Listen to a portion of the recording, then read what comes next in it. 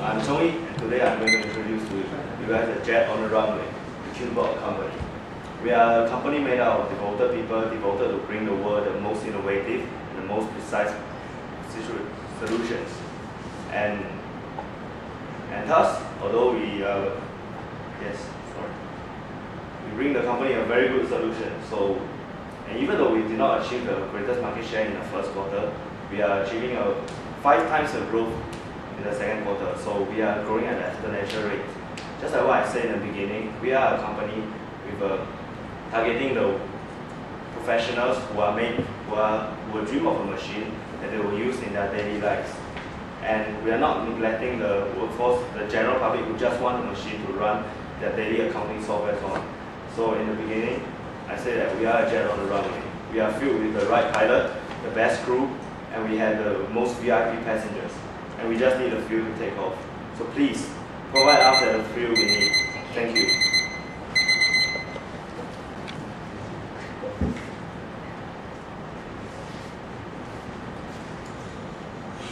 When you are ready, just start and we'll start. Good morning, I'm the CEO of Qbot Corp, and these are my team members: Jasmine, Zhang Zhongyi, Wai-Din, Kim, and Xiao Xiong. All of us are 6 individuals with different diverse backgrounds and with some brief encounter with businesses. Our mission statement is to provide businesses with innovative and precise solutions.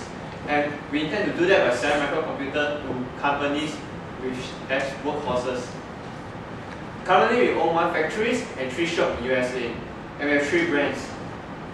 Before we start history lesson, let's go on to market research. We show that USA has the top 4 most innovators, and we intend to open 1 shop in Atlanta.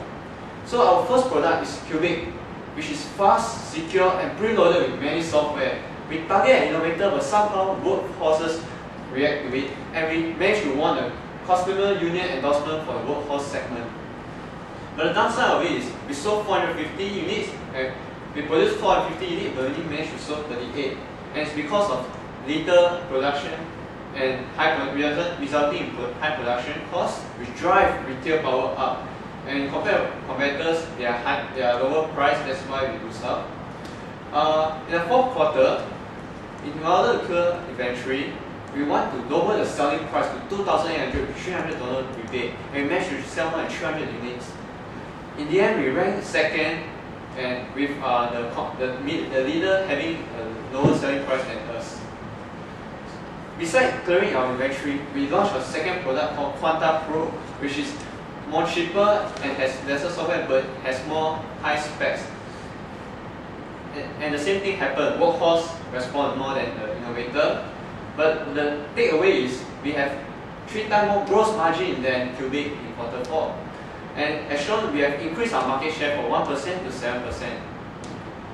So as you can see, the production cost, we produce more than Cubic, resulting in lower production cost than Cubic. And on the 5th quarter, we have decided not to look at innovator. Let's go to workhorse. So we have created a more improved premium product which is cheaper and is made possible by producing larger quantities. So this cubicle is 6% cheaper than the market leader. And besides that, in a subsequent development, we intend to integrate R&D inside to add more value to the workhorse and cost cutter. So I hand the time on to Jasmine. Thank you, Glenn. So now we'll be touching on the strengths of the company. So we have many team members who are experienced and have many different abilities. So and one of our strengths is that we have very good advertising. Hence, it will capture more sales. Next, our weaknesses. Our products, we actually intended to reach the innovator segment. However, cost responded. So and our production cost is very high due to low production cost. And there's also poor HR management, resulting in the incorrect distribution of sales personnel in the sales office. And lastly, there's insufficient cash flow to produce goods in large quantity. However, we saw an opportunity in that there are 4 cities in the USA who are rated among the top 8 cities with the highest number of workhorses. So there is a very large market segment there. So we have decided to target workforce. And lastly, the trends. Based on competitor analysis, we have realized that we lag behind in market share, with only 7% in the workforce segment. Now, I'll move on to our financial performance. As you can see, in the first 4 quarters, we have not been doing very well because of consistent negative cash flow. However, in the last 4 segments, quarter 5 to 8, we have actually an increasing cash flow, and this is because of R&D, intensive R&D, which will add value to our products, and which we believe that will increase sales at an exponential rate. So we have come. We have derived our net present value, and in your hands are actually the accurate figures. So our net present value are actually valued at about $13 million, and our share price is actually $209 per share.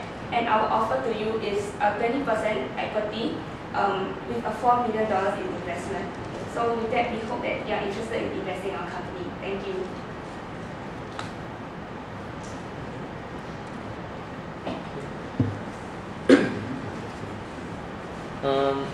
What's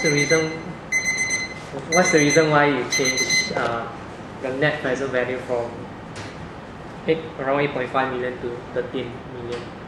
Because we have discovered more potential for market segments, and we have we have increased our projected demand. So we believe that more revenue we can seek more revenue from these market segments, which is why our net present value increased.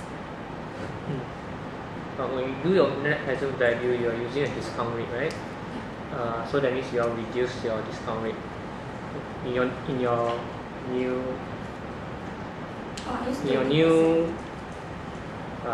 figures. You all reduce the discount rate, or you all increase the number of units sold? Sorry? We increase the total number of goods sold. Okay. Are you able to ask more questions? Or? Yes, sir. Okay. We can reserve the question. Okay. Okay, thank you. Thank you.